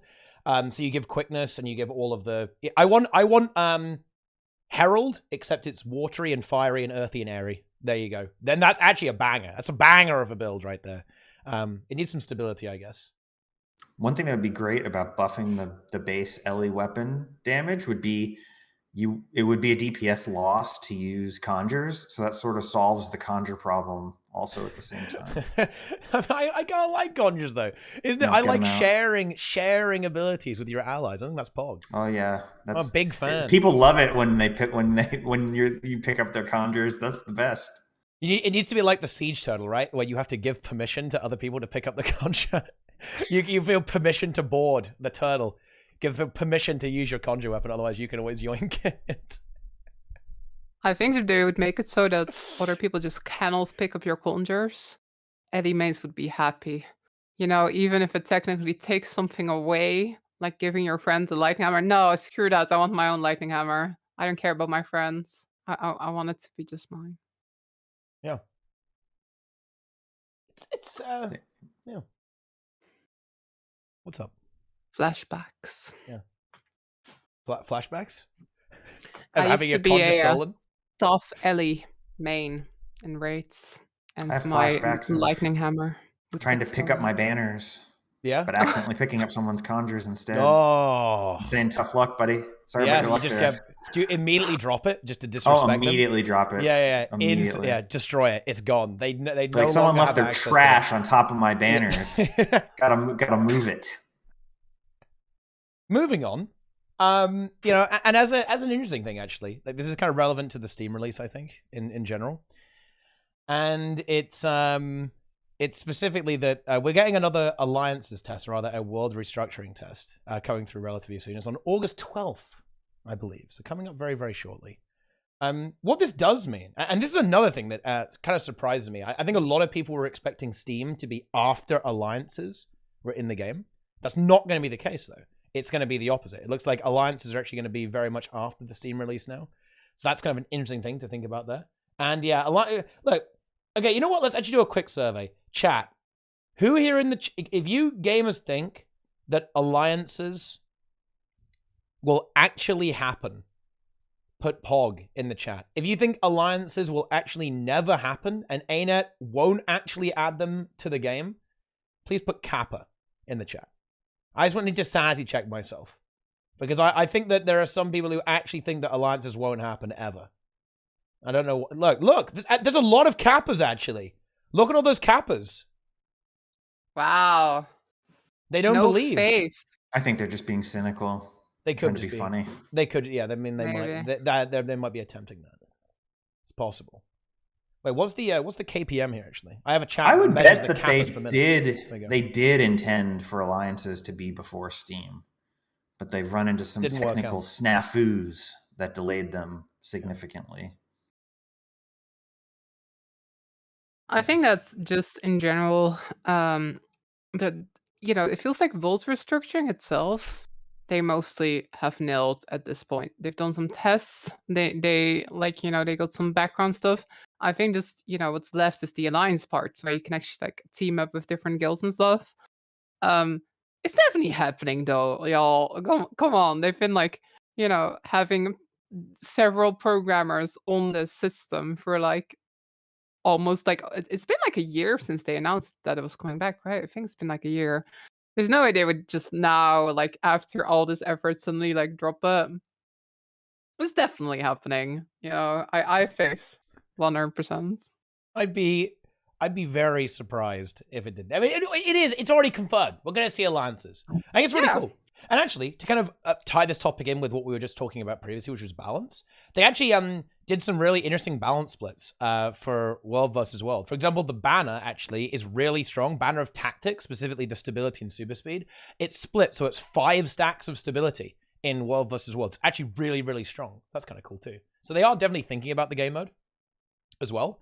And, I think alliances are going to be a pretty big feature, and I think it sucks that it's not going to be there for Steam. Because again, I think World versus World is a really important part of Guild Wars 2. I know that's going to sound like a bit of a meme. It's a cornerstone game mode. I think it actually is, though. I think that is something that Guild Wars 2 can bring to the table that, to be frank, not a lot of other titles actually can. It is something special about Guild Wars 2.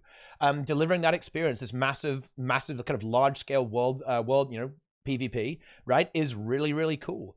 I think it has a lot of appeal. There's a reason why World versus World has survived and kept up a very high population, despite being completely abandoned, because it's actually a really cool game mode. That's how it is.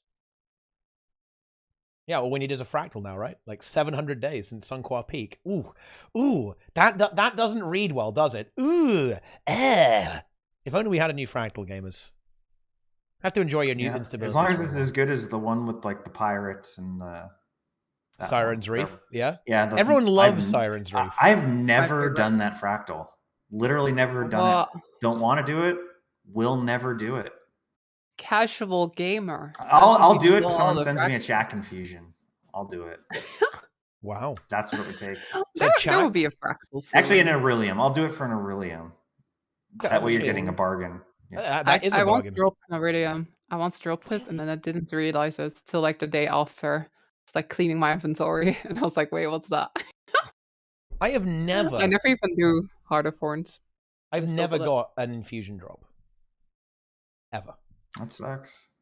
I mean, the game just knows who to give it to, No.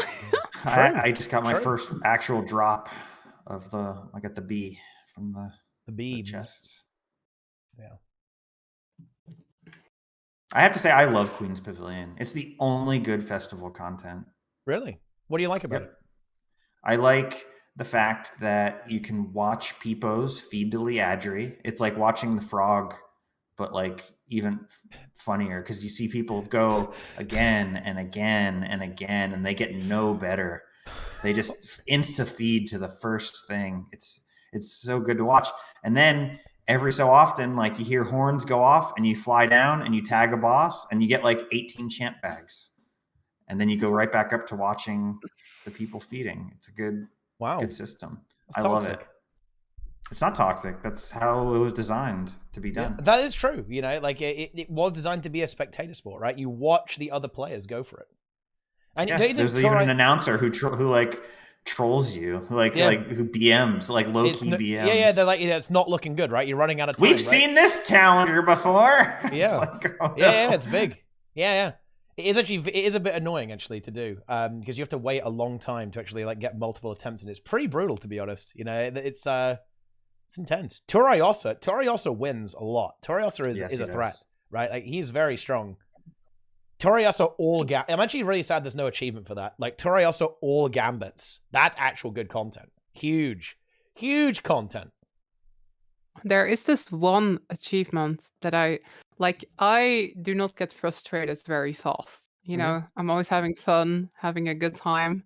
This last year I had my one stream where I actually got really frustrated, and I was doing this one achievement. I'm quickly looking up what it's called, but you have to get like all the orbs or something. Oh, like 8? Yeah, like the mega one. Yeah. Oh my god, it's ridiculously finicky, and I tried that for like 2 hours and just gave up. I'm not good, apparently. I suck at this. Light up the darkness. I saw Grouch tweeted that he did it. Yeah, he did it. So Grouch is has actually done a it. gamer. He is a gamer. Yeah, he has completed the achievement now. He has the cool title, right? Yeah, I mean, is that what you get a title for? I think so, I don't think you even do. I need the mini Liadri. Oh, wait, do you not get a title? I thought you got a title for it as well, but I might be wrong. I think you just get the title for like doing the regular fight or doing the gambit or something. Yeah, you get the mini Liadri though, so that's something. I think it's actually really cool content, to be honest. It's actually really cool. Stuff like that, like kind of like solo challenges, solo gauntlet, thrown into a festival. It's actually really nice. I imagine that would be a little bit difficult to fit into the main content release schedule, but I think that stuff is actually pretty popular. I think there's there's a market for that, right? I think you have a lot of that in ESO, I believe, actually. You have some kind of solo challenges. And in WoW, too, right? There's like solo challenges like the Mage Tower and stuff in retail World of Warcraft. So there is something like that. And hell, look, a lot of people do play MMOs solo, actually. And they just prefer that sort of thing. That's a very common thing these days. It's definitely a cool festival for sure, right? I like that the only thing that I have to criticize about this festival is that it is a blatant attempt just to drain stuff out of the economy, right? And it works. Like, that's what blows my mind. It actually works. Hell yeah. Every one of the little boxes, they're a total scam, right? Unless there is a way to make money out of them. Enco's done some kind of spreadsheet magic, and you can actually make profit, I believe, maybe. I don't know. But yeah, for most people, you are literally getting scammed. Yeah, it's a good guide, actually. Sebastian linking that guide.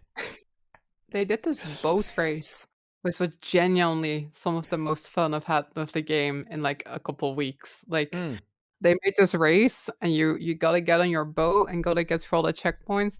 It seems really simple, but because the skiff has got like different, I guess, like gears. You have to kind of be like smart about like going into the higher gear and then like going down where you're making a turn and then going up to the higher gear again and stuff. It's actually really, really fun. I've been having a blast doing the boat race over and over. Yeah. It's one of those things that I think everyone was really expecting to see drop with End of Dragons, but just kind of didn't manifest, but just kind of got added down the line, right? Absolutely bizarre there weren't boat races in End of Dragons. All the maps should have had one. Yeah, I think they just didn't have time, right? They just didn't have time to do it. Yeah. I can see them adding it in the future, right? For sure. Adding stuff like that. And adding a boat race to all the EDM. I can even see them adding it to older maps too, right? Like core Griffin, maps. They could do Griffin races, like too. Like a lot of those zones are definitely made for that. So I don't know. I think they should definitely think about doing it. Yeah. Make the maps feel a little bit more alive. Indeed. Absolutely. Because those End of Dragons maps, they do feel a little bit quiet. They're huge, and you can't have that many people on them. Feels bad. It's unfortunate stuff. It really is unfortunate stuff.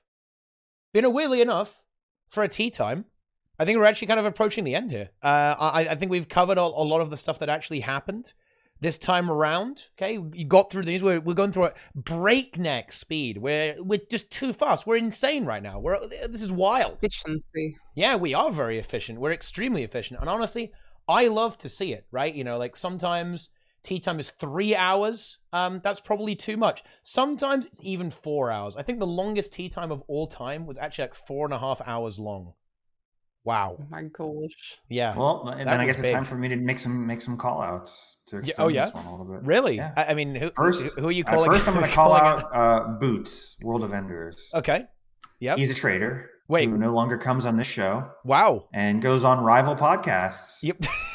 For casuals. And I don't know why he's forsaken our community, but he's on casual podcasts and he refuses to associate with us. And I think Boots needs to know that Wooden Potatoes isn't going to be there forever for him. He needs to know that we're his true friends and he should be a little bit more loyal. I'm really sad because I've never been on a podcast with Boots, and it's like becoming a thing where we just avoid each other. You can just pretend there's beef. That's good. Fake beef is very good. Yeah. Did you see that he leveled all the way to level 80 with just fishing? Yeah, that'd be great to talk to him about, wouldn't it? But he won't come on here. So yeah. Maybe the reason he's not on the show is because he was busy fishing. Getting to 80. Maybe that's what's happening. To be clear, just to make sure everyone's aware of this, okay? Well, this is a hilarious joke. Like Boots, I don't know why I just haven't spoken to Boots for a while. Like this is one of the sad things about the internet. I think it's quite easy to drift, to kind of experience some social drift in that regard. I haven't spoken to Boots for a while, actually. Well, I'm going to have to bring him on the show now, otherwise everyone's going to think that we hate each other or something. Holy shit. Boots, listen, if you're watching this, buddy, I need you to come on TeaTime, okay? Otherwise, I'm going to get comments every week saying, why isn't Boots on the show? Why does Boots hate you now? But no, I mean, it is true. He hasn't been on for a while. That's like some kind of like really... It's kind of a weird thing, actually, about the Guild community. This is like a very meta topic, actually, to talk about. But it definitely feels like, whenever I'm making tea time, I'm like, okay, Who are we going to talk to? And it does feel like the list of people in the community right now who have a lot to say is actually, it is shrinking. Maybe it's because of the summer. Maybe it's because everyone's going outside into the sun, right? Touching grass, as it were. But I don't know. I really get this sensation that there's a little bit less passion certainly from content creators, right? I feel like a lot of content creators are starting to slowly drift away from the game, or not feel quite as strongly. And this is partly because of my preference. I like talking to people who have stuff to say, right? I don't want to just go, okay, we're gonna talk through we're gonna read the patch notes to you. No, I want to have people who are gonna have opinions. I want to argue with people. I want to fight with people. I want to do some stupid memes and, you know, say a bunch of like strong statements, right? Like I want people who feel strongly and are passionate, want some energy. That list is actually really going down. It's time to call out my next person on the list. We're just going Snebzor. Wait, really? Oh, yeah. Wait, but why? You know the guy in the Bible who cut his hair and lost all his power? Yeah. Samson, I think. Yeah, that's Sneb. He washed his headband, and now he is a complete powerless. I'm not going to use the word, but you know, there's a word on the internet for people that are powerless and just sit there and watch. That's what he is now. He's completely destroyed himself. He's back down to power level 0. He was power level 10. Now he's back down such a good cause, to 0. It was for a good cause. You know, it was genuinely starting to get a little bit disgusting to like think about. Oh yeah, you know, it was a science project, and potentially a disaster for the human race if it ever got out into the general population. Yeah. But I wonder what noise it made when it hit the bleach. Was it like like screaming, like all the bacteria dying, shouting out in horror? Wow. Snebzor, if you're watching this, I support you clearing the headbands. I'm very happy that you did it. It's a noble sacrifice. He gave up his entire power level. It was for a good cause, though. Prestige. It was for a good cause. You know? He's just going for round 2, right, at this point. He's going to start rejuicing it. It's going to be even more powerful than it was before. But yeah, it was pretty insane, right? Like that, you know, just for some context here. I ran a tournament recently, Masters of the Arena. It was partnered with a charity, Cure Rare Disease. And almost as like a semi-meme, we set a goal for $10,000 raised, and Sneb would wash his headband. And yeah, we actually managed to raise $10,000 for charity over that weekend. And as a result of that, Sneb was forced to wash his headband. Yeah, that was pretty cool. I saw that there was one person that donated like $3,000 at once. That's correct. Oh. Yeah, it was insane, blown right? Away. It was insane. I've got to convince these people to donate to me. You know, let's. I was actually very amazed by the overlay. Like I was like watching the tournament, I was like, how is this even possible? What black magic is going on here? I feel like that was a lot of effort, wasn't it? You just don't want to know. I don't even want to know. I'm traumatized. I never want to see a custom arena ever again. Is it Chapalopic who helped with that? So it was designed. There's a lot of people that were involved in the Massive Arena overlay. So Chocolapic and Noz, they did the design element of it. So they built the page, did all the graphic stuff, right? All that kind of stuff. Making all the numbers move around and a lot of the logic was done by me. Basically a lot of the back end stuff, and then a lot of the game analytics stuff was done by an additional developer on top of that. Actually, some very clever programming to actually analyze the game. So it was a four player team to make it work. Do you think that there's some of the tech that could be applicable to like a PvE tournament, like some way to integrate? Like, let's say the players all have their API keys shared or open, their characters shared, so that like you could like live inspect people's characters and like make it like part of the overlay. I think that would be super cool. Yeah, this kind of stuff is doable with API keys for sure. Yeah, and it's a little bit awkward to do that. It's a lot easier if you're actually able to be in the game, obviously, like with the players, which isn't really possible with PvE unless you low man, right? So that, that causes some problems. But there's a lot of stuff that can be applied. Yeah. For example, you could easily do stuff like a death counter, right? That sort of thing, like death counter, downstate counter as well as doable with some of this technology.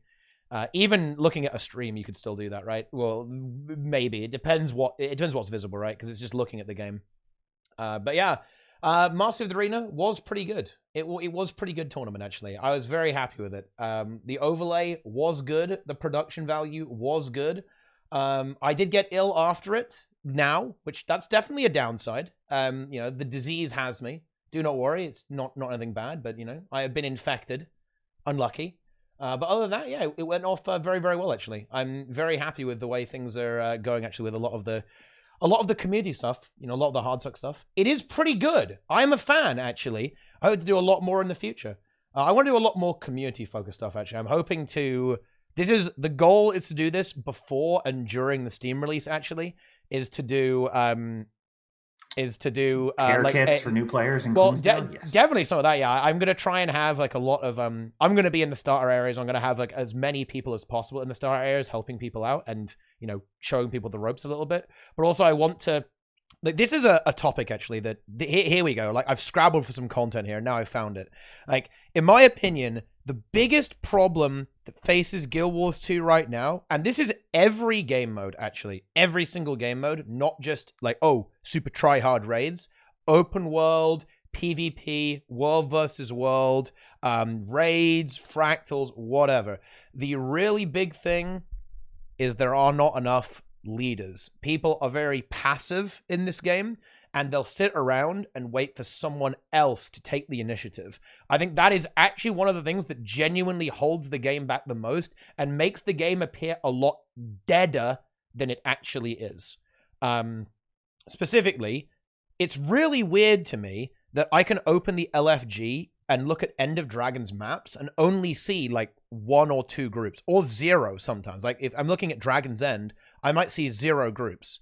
That is actually insane to me. Now, does it mean there actually are 0 groups? No. What people typically do is that they'll piggyback onto someone else's map, or they'll run a private group, right, or something like that.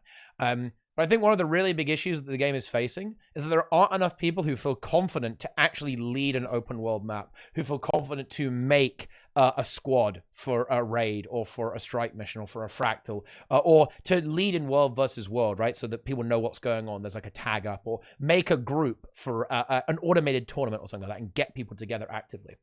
Right? That's a big problem I think the game has right now. So hopefully we can try and fix that, or try and encourage and teach more people to become leaders going into the Steam release. Otherwise, I think a lot of players are just going to be kind of like, they're trapped. They don't know what to do. They can't break into the end game nearly as easily because you're going to have to go to a private Discord, right? Or like a private location to get into the stuff, which I think is highly undesirable, actually. It is like genuinely a little bit spooky the first couple times, though.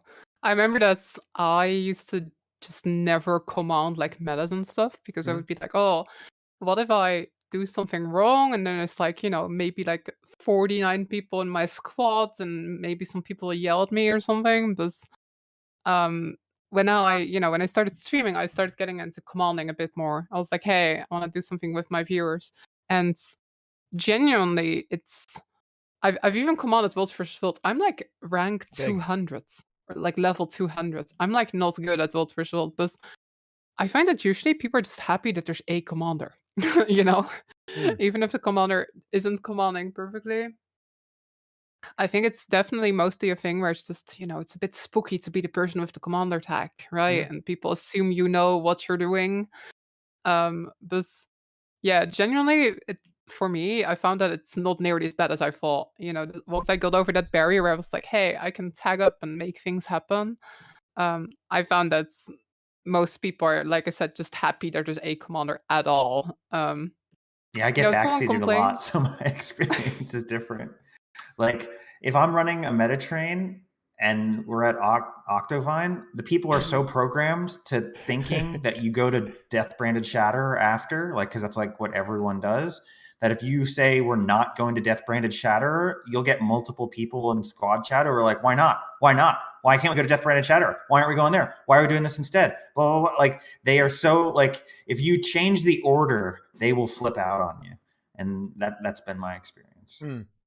Maybe I just get really nice people in my squad, you know? Yeah, maybe, you've cultivated a nice, happy community. I have not. Yeah. So that's the difference. Wow. Yeah. Maybe that's it. I think a part of it is that I think it would be really cool if there was an incentive for commanders. Like, you get more magic fine if you're in a big squad or something like that, or whatever. You know, you just get a little bit more loot in some way. But I'm not actually sure if that would be enough. I think the biggest thing actually is it is confidence, I think. I think players they don't feel confident to organize the subgroups, right? They don't feel confident to tell people what to do, right? In that regard. And there is definitely a fear of negative reactions. And that does happen sometimes, you know, like you have the responsibility. You know, you have a responsibility as the commander to shepherd the flock, right? You've got to get people through the event.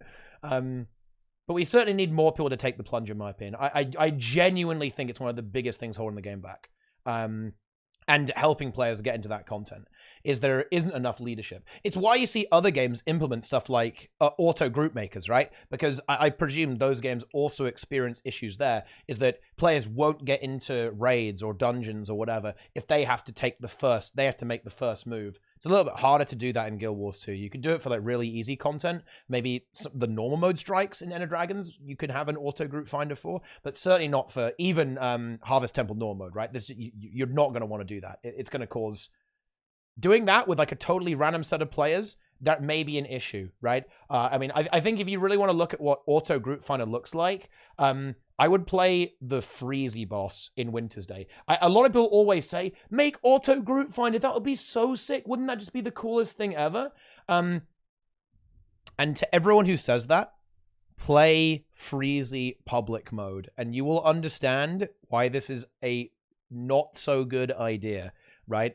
The quality that you get there is a very mixed bag. Sometimes it will work out okay, but there was one time, and you know what? We killed this. I was happy to do it too. You know, I had a good time. 300 DPS Yeah, Mesmer. there was a 300 DPS Mesmer, and I asked this Mesmer what build they were running, and they said they were full damage.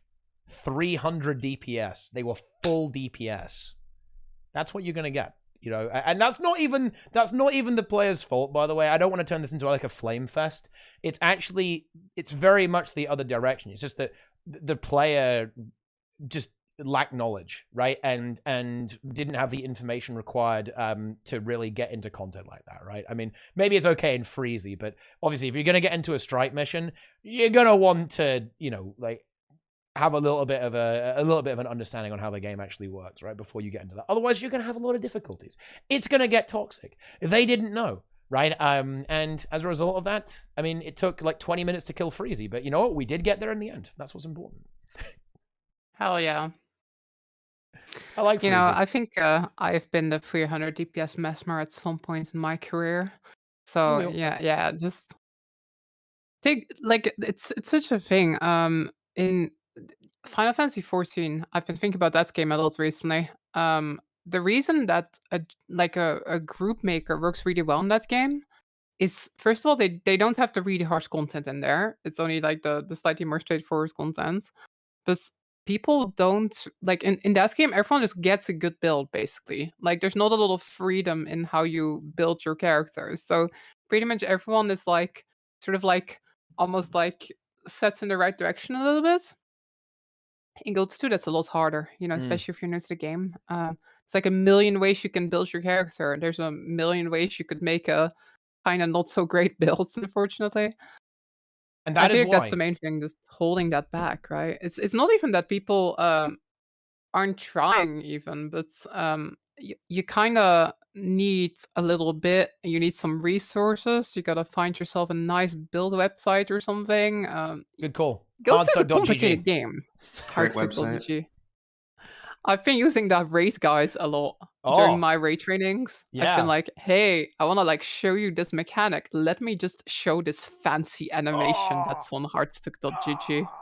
Yeah. Genuinely fantastic. The raid guides are fire. They are very good. Hell yeah. Big fan. Thumbs up in that regard. Yeah, for sure. right? Wait, how many times have you failed Dragon's End? Last week? I failed 4 times. Wait, what? How? I failed 0 times. I mean, Dragon's End. I mean, Dragon's End does bamboozle people a little bit. That is true. Oh, that's one of the things we forgot to talk about in the settings change. The settings change? Oh yeah, we can get it. With the right click to interact being default off. Yeah, which is like so helpful. To people. It is huge. People do not realize how bad that setting is. That's like the you die setting. Like at any event where there's ads. Yeah. Like you do 0 damage if there's ads. I have a confession to make. I only realized that at the start of this week that setting existed. The mystery of me randomly losing my target has finally been solved. But nobody told me. There were some people in my chat who were like, how did you not know? And I was like, nobody ever mentioned this, ever. But this is so important. And it's why. That's a perfect example. Yeah, that's not your fault, Lara. Like, how are you to know? You got to go through every weird checkbox in the game to know that you're getting griefed by a in-game setting, right? That is a huge problem. And ArenaNet actually had a lot of these. Melee attack assist is literally a setting that should be removed from the game. Like, actually just remove the checkbox. Even having the checkbox there isn't good, right? Because someone could click it. Someone could click it by accident, right? And they could get trolled, right? They're gonna get memed. Because someone's gonna go a melee attack assist. I like to play melee. Click. That's what's gonna happen. They did improve it though. You know, they did change the default, which is a very good sign. The settings changes are really good. I'm a big fan of that. I think it's one of the longest standing issues with the game actually is that the default settings are very, very poor from a control perspective. I think they kind of removed keyboard turning a little bit. That's fine, right? That's okay. I think most people would change to strafe anyway, so I think it's like not the biggest deal in the universe, but for sure, like getting people to nudging players towards a more efficient control scheme is going to be really good, particularly in a game that's as movement driven as Guild Wars 2, right? I think like the settings are really, really good. Like they turn camera shake off, player character model limit is down as well. Like all that stuff is very, very good. Auto target is off. Auto target as well. Yeah. The interact change, melee tag assist. It's going to honestly make the new player experience so much better. It's a very subtle set of changes, or it might appear that way. It's very impactful, really big deal. That stuff gets changed. I remember at launch, like we were playing PvP on Warrior, and I'm just like, yeah, you just use Greatsword 5 to disengage. And they're like, what are you talking about? Whenever I do Greatsword 5, I run at them. Yeah. I go right at them. And I'm like, what are you talking about? Mine, like you just untarget them and run away. And they're like, that doesn't work. I'm like, of course it works. And like, it took forever to figure out that's a setting. I'm like, oh my God, turn that off. Auto targeting. And I think it's really important to highlight this actually, is that this is not the player's fault actually. I don't think it's entirely reasonable to ask players to read through every single setting. They want to play the game, me video game, right? I want to press my buttons. I don't want to be looking at checkboxes, right? In the game. This is something that is very unusual about Guild Wars 2. And I think they need to do a lot more work on this. They need to do stuff like game mode based setting profiles, because settings massively change your gameplay experience. Stuff like effect LOD is absolute trolling in PvE, right? You're going to blow yourself up. You're not going to see anything. It is mandatory in PvP. If you don't have that, if you have effect LOD on in PvP, you're going to miss abilities and you're going to die, right? You need to have that ability on that setting unchecked in PvP, but you also really want to have it checked in PvE. And a lot of players are not going to do that, right? Oh, I'm going to change a setting every single time I change settings, change game modes. I'm going to change my settings. No one's doing that. Like, who the hell is doing that? Like, no one, right? That's a massive problem. It's a huge deal. Same with character model limit as well. Your performance is going to get absolutely eviscerated if you play open world with a high character model limit, but it's also kind of important in PvP, right? You want to make sure you're rendering all the characters right. Same in raids, so you don't get hit by an invisible Desmina wall. There's a lot more work that needs to be done on, in my opinion, on in-game settings. A lot more work, actually, a lot more work. But it's getting there. It's just nice because it's like kind of low hanging fruit, right? It's just very, very simple changes. I imagine it's didn't take that much development effort and just huge impacts on the game. I think with the strafing, right? I think the advantage of the strafing is just that I don't necessarily think the old controls were bad. Like, I had some people be like, "Oh, if you don't change the controls, it's definitely terrible." The thing is, like, I basically when I play Guilds 2, I basically just use Q, W, E, and S to move around. Like, I use my strafe buttons, but I just use Q and E as my strafe buttons, and I use my keyboard turning when I'm just in open world running around talking to my chat Oh or my something, right? god. I do use keyword turning sometimes, yes. Oh my The god. the nice thing about these settings is that it just avoids the pitfalls a little bit. Like, some people were thinking about this and they were like, I'm not sure what this even does, but the pitfall is that there are some people who get really used to keyboard turning who don't consider the strafe, which is genuinely fine in open world. But then once you get to, hard content where there's a lot of AoEs on the ground, you're just not going to be fast enough with only keyboard turning. And just by changing these couple of like default settings, they avoid that pitfall for a lot of people, right? They just sort of set you in the right direction where like you should be pressing these strafe buttons. Your A and your D buttons, you like those, press them, they strafe now. So Yeah. I just think it's very smart. It's a fantastic way of putting it, I think. Yeah. It is, what you said there is that you're just preventing players from falling into a trap, right? Like you're preventing players from essentially getting trolled by the game a little bit and getting thrown into some bad patterns and some things that are going to end up inconveniencing them down the line, right? When they and because of course changing anything is very difficult. Even if you're changing to a more efficient key binding setup, it's going to be difficult, right? If you're a player and you're going to change from skill clicking to not skill clicking, there is going to be this period of time where you're going to really struggle to do that. Even though obviously skill clicking is a very major disadvantage and significantly impacts your gameplay, changing anything is going to be difficult to do because of muscle memory built in. So it's better to have it as a default and then have it from the start, right? Rather than having players have to kind of go, wait, hang on a minute, this setting is trolling me, I need to get rid of it. And then they have to completely change their playstyle and their muscle memory to account for that. So it's very important. There's also one other thing they need to do. ArenaNet, before the Steam release, you must change the level up rewards. Okay, right now the level up rewards, by the time you get level 80, you have like a bunch of exotic random statted gear and with different runes. With different runes. What it needs to be is like full selly. Like it should be the exact same as the boost gear. Oh, yep. Oh, 100%. Oh, it'd be so good. Imagine that. Every player with a bunch of selly gear at level 80. Holy shit. Like, Dragon's End immediately dies. Like, every open world meta gets farmed by the Celestial Army. Oh.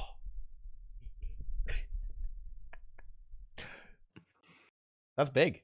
That's huge. But anyway, on that bombshell, I think that's a great point to wrap up on. Like, you just drop it down. That's happening in the game, guys. Like, get ready for it. We will be having full selly. But anyway, that'll wrap it up there just about there. It's a short tea time, a brief tea time, right? Keeping it concise. Bit of random chat at the end there. Honestly, I like that, okay? We're branching out. We're just becoming a random radio show about various topics that are totally disconnected from anything. Well, I guess it's the same as normal, actually. But anyway, that's it for tea time. Wow, how about that? Insane. Thank you for watching, everyone, and listening.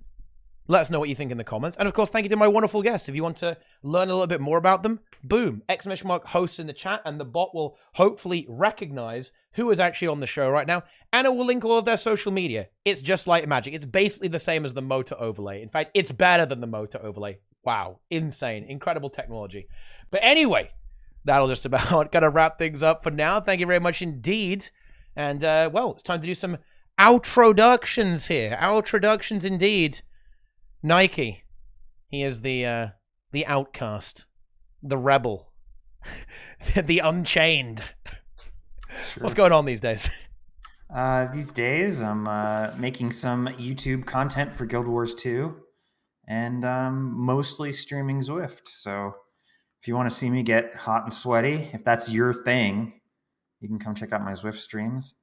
Otherwise, you can just subscribe to my YouTube, and you'll get various videos that are very high quality, including onion farming guides, and that a very controversial video may have had some downstream consequences. But if that's the sort of content you want, you should definitely hit that subscribe button. You know what I like about that video, and this is a great fact. This is true, by the way. If everyone here had invested in onions when Nike released the onion farming video, you would have made a lot of gold. Yes, you would have. What are onions? Are they doubled? Onions were 26 copper when I made that video, and they're 1.5 silver now. Wow. What? You would have quintuple bagged your profits. But instead, people thought it was a joke, didn't take it seriously. Now the joke's on them. How did this happen? What happened to the onions? I don't. I believe they were part of the Turteg unlock. Like you defeated onions or something. And there was only a finite supply on the market, so the price is permanently raised. They burned through the old backlog. Oh, onions up to 1.8. Wow, they're still going up. That's huge, actually. That's insane. Yeah, they're probably what can I say? I'm a visionary. I think they're in the new food as well, I think, maybe. In some of the new foods needed. Because there's some like really strong foods that came out with the OD. And actually, up next, it is soon-to-be Voidwalker. Hardcore Harvest Temple Challenge Mode. Free Farmer. Lara. I'm not too sure about that last part, you know. We'll see about that. What's up, everyone? My name's Twenty. I like cats. So if you like Guild Wars 2, you can watch my stream where I've called a cute cat Jadebolt. It's really great, and you should go to twitch.tv/Twenty and follow. I also make like funny Guild Wars 2 videos. Actually, making a new raid video. Finally, that took a while. Going back to my roots a little bit. But yeah, check out those channels if you want. There you go. And there are the links. Look, host, you can go below the stream. You can go below the video. They'll be linked there. You should definitely click on them. And you should let us know what you think as well, actually. Because very exciting times, very exciting topics today. Want to get the conversation going? Soon, my friends. Oh, soon. This is going to be big. This is going to be very exciting.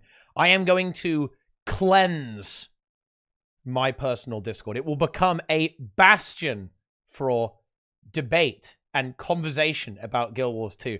Right now, it is a putrid, festering monstrosity, but soon it's going to be disinfected. Much like Sneb's headband, it will become pure, glorious, and amazing. It's still going to be very controversial. It will be controversial. You know, it's going to be free spirited, right? You know, like Hardstuck. There will be flaming. Well, yep. There may be a little bit of flaming. It's going to be moderated flaming, right? Hardstuck Discord is cozy. It's where you want to go, like very, very wholesome. Teapot Discord. It's very cozy. I can vouch for that. Yeah. I can't even be there. Yep. I can't even be on the Hardstuck Discord. It's too cozy. I've been driven out with pitchforks. That's legit. So it's so cozy. So if you're a cozy gamer, that's where you should be for sure. Yeah, exactly. And that is why the Teapot Discord will become the TeaTime Discord. Oh yeah. We'll talk about the game. We'll discuss various topics. And it will be, that's the other big thing about it. It will be like the quarantine, right? All the people who aren't cozy enough for Hardstuck Discord, that's where you go. You go to discord.gg/Teapot. You want to argue with people? You want to get into some big debates? That's where you want to be. Okay, but yeah, soon. Enjoy that Discord while you can, because I am going to basically delete it and remake it very, very soon, actually. Ooh, exciting. But anyway, yeah, that was kind of my long-winded outroduction for myself. But, you know, you're already here. You might as well subscribe. You might as well follow the stream. You might as well subscribe on Twitch. Follow all of my social media. Watch every single day. And also watch every single day of all these creators. Except, you know, they might not make something every day, so you might not be able to do that. But you could watch their old content as well, and you should definitely do that. But yeah, !meme in the chat, just to get the meme there. Look at all the social media. It's all linked down below. You should follow everyone. You should go and watch everyone. They're amazing. It was an incredible conversation today. Really appreciate you wonderful people joining me today. Yeah, buy the game using my referral link. Definitely do that. Good call. Not Lara's referral link and not Nike's referral link because he doesn't have one. But yeah, You could use mine; it just or- won't do anything. yeah. Surfshark or VPN. Also, Didn't do anything before because ArenaNet can't fix the bugs with ad blockers and the referral links. that can So happen. didn't Ad do blockers anything can anyway. break things. Yeah, you know, like if you, well, just, yeah. Basically, if you want to disable your ad blocker there, because otherwise the cookie might get blocked and it might do nothing, right? But it might work anyway. Who knows? Depends on your ad blocker that you're using. But anyway, that's it for now. Thanks for watching. Really hope you all enjoyed the tea time. I'll probably stream a little bit more after this because I have no life. But until then, we're out of here. We're out.